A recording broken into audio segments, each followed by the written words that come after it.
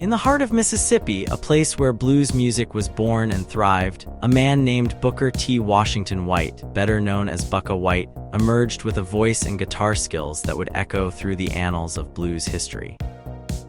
Born around 1909, just 20 miles from the famous Tupelo, Mississippi, Bukka's journey was marked by both talent and tragedy. His story intertwines with another legendary figure, Elvis Presley, whose own roots run deep in this blues-soaked soil. Bukka White began recording music in the early 1930s, but his life took a dark turn in 1937. One fateful night, he was ambushed by a group of thugs. Bukka stood his ground and, in self-defense, shot one of his attackers dead. This act of bravery led to his arrest and a 2-year sentence at Parchman Farm, a notoriously harsh prison. But the story doesn't end there. The governor, showing a rare compassion, took Bukka off regular duties and allowed him to form a prison band. It was here that Bukka created Parchman Farm Blues, a song that would later inspire other artists, including the white blues singer Mose Allison and the legendary rock band, the Rolling Stones, who recorded it as Parchman Farm on their album Local Color. Meanwhile, in a nearby town, Elvis Presley was growing up in a world not so different from Bukka's. Born in 1935, Elvis was the son of Vernon and Gladys Presley. His early life was marked by hardship. His father, Vernon, had spent 18 months in Parchman Farm, the same prison where Bukka had found an unexpected creative outlet. Elvis' childhood was a mix of music, faith, and struggle. His mother, Gladys, worked hard to provide, even walking Elvis to school daily, a gesture some might see as overly protective, but it was rooted in her desire for him to succeed where she felt education could offer a better path. Elvis' early exposure to music was profound. At around 4 years old, he would wander away from his parents in church, finding his way to the choir and beginning to tap his feet to the rhythm. This early connection to music was deeply influenced by his father's love for singing and his mother's insistence on the value of education. Despite Vernon's belief that a trade learned through work was more valuable, Gladys saw the importance of formal education. Elvis graduated from high school, a rare accomplishment for someone from their background. Music was a constant in Elvis' life. At 8 years old, he received his first guitar, a cheap but cherished gift from the Tupelo hardware store. This guitar, though not his first dream, he wanted a rifle, launched him on a musical journey. His talent flourished, and by his teenage years, he was performing locally, even competing at the Mississippi-Alabama Fair and Dairy Show, where he came 5th despite the crowd of 2,000. As Elvis' story intertwines with Bukka White's, it becomes clear that both men were shaped by the same rich, albeit difficult, cultural soil. Bukka's music, born from the depths of the prison, reflected the blues tradition that Elvis would later carry to international fame. In a way, Bukka's Parchman Farm Blues became a precursor to Elvis' own musical explorations, showing how the blues could transcend personal tragedy and find expression in art. The connection between these two figures highlights the broader narrative of the Mississippi blues scene, a place where music was both a form of escape and a means of survival. As Elvis later moved to Memphis, the city that would become his second hometown, he carried with him the influences of his roots, the lessons of his family, and the indelible mark of the blues that defined his soul. In the tapestry of American music, Bukka White and Elvis Presley are two threads that, while distinct, weave together to create a rich and enduring story. Their lives, marked by struggle and triumph, remind us of the power of music to transform and endure through the ages.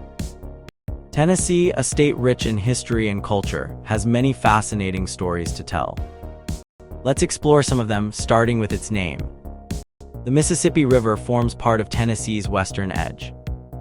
The name Memphis comes from Egypt, thanks to the fertile land along the Mississippi, which reminded early leaders of the Nile. This connection led to the name Memphis, even though it's not exactly the same as the Egyptian city. To show this link, a big pyramid was built in Memphis in 1991. Though it didn't start as an NBA arena, it now has shops and a hotel, showing how things can change over time. Further north, Tennessee's landscape varies greatly. While the Mississippi River defines the West, the state has high mountains in the east. The Smoky Mountains, part of the Appalachian Range, stretch across the eastern part of Tennessee. Here you'll find 5 peaks over 6,000 feet high. Gatlinburg serves as the gateway to these beautiful mountains, and it's the setting for a famous song by Johnny Cash. Tennessee's history is filled with moments of bravery and conflict. During the Napoleonic Wars, Tennesseans were quick to volunteer. General Andrew Jackson used these volunteers to win the Battle of New Orleans in 1815. This victory was celebrated in songs by Jimmy Driftwood and later by Johnny Horton, who even changed the lyrics to make a British general the villain. This shows how history can be retold in different ways. In the 1840s, Tennessee found itself in another war, this time against Mexico. The state answered the call for volunteers, and 30,000 Tennesseans stepped forward, far more than expected. This loyalty earned Tennessee the nickname the Volunteer State. However, this war had a darker side. It's where Davy Crockett, a famous frontiersman, lost his life while defending the Alamo. European settlers followed paths blazed by explorers like Daniel Boone. As they moved westward, they displaced Native American tribes, and sad chapter in history often referred to as the Trail of Tears. In 1830, Andrew Jackson signed the Indian Removal Act, forcing 5 tribes to leave their homes and travel west of the Mississippi. This journey was brutal, with many tribes not surviving the trip. Chattanooga, a city on Tennessee's border with Georgia, had potential due to its river and rail connections. However, its growth slowed when Atlanta built an airport nearby. Despite this setback, Chattanooga remains an important city in Tennessee. During the Civil War, Tennessee was divided. While many Tennesseans joined the Confederacy, the state also sent more soldiers to the Union than any other rebel state. The war brought over 1,400 battles to Tennessee, showing just how deeply the state was involved in the conflict. After the war, Tennessee faced tough decisions. Like other southern states, it had to abolish slavery and give black citizens the right to vote. However, this process was slow and unfair. It took nearly a century for full equality to be achieved, with literacy tests used to block voting rights for many years. In the 1920s, Tennessee was part of the Prohibition era, where selling alcohol was illegal. Even today, some counties remain dry, meaning alcohol can't be sold there.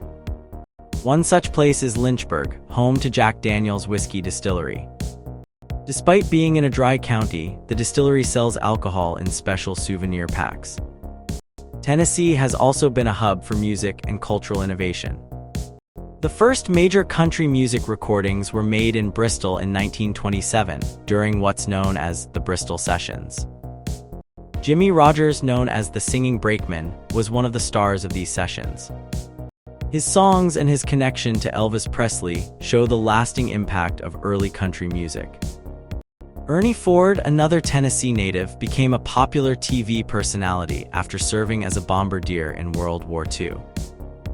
His music, including 16 Tons, reflected the struggles and resilience of the American people. Elvis Presley, who recorded his first songs in Memphis, also drew inspiration from the religious music scene in the state. Nashville, the state capital since 1843, grew rapidly after becoming the capital. The Tennessee State Capitol building, constructed with the help of artisans, convicts, and slaves, stands as a testament to the state's history. This building, along with the city's growth, highlights the complex and often surprising ways Tennessee has evolved over time. Nashville, right in the heart of Tennessee, became super important during the Civil War because of its central location on the state's plateau around Nashville. This made it a great spot to watch over the surrounding areas. After the war, the city really took off. It became known as the Country Music Capital, or Music City, USA. This name fits well because lots of different types of music are made there now, though country is still the main type. The story of Nashville's music starts with a radio show called the Grand Ole Opry. It began in 1925 on WSM radio and was first called the Barn Dance.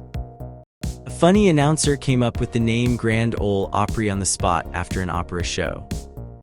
The show became a big deal, especially for country music stars.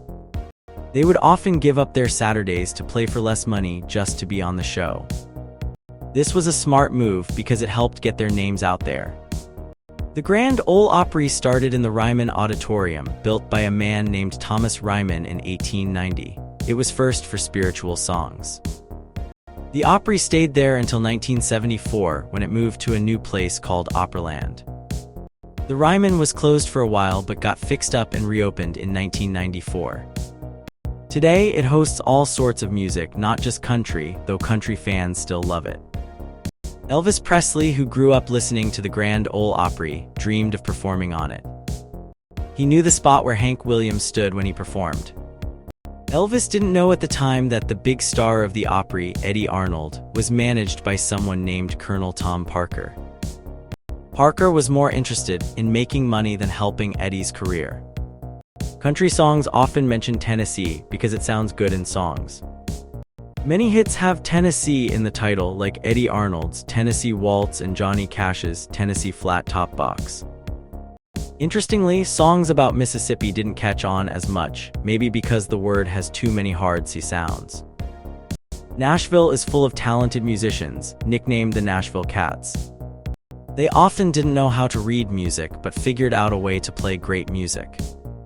This style was simple, as songwriter Harlan Howard said, 3 chords and the truth. Chet Atkins, born near Knoxville, was a super guitarist and producer who helped shape this sound.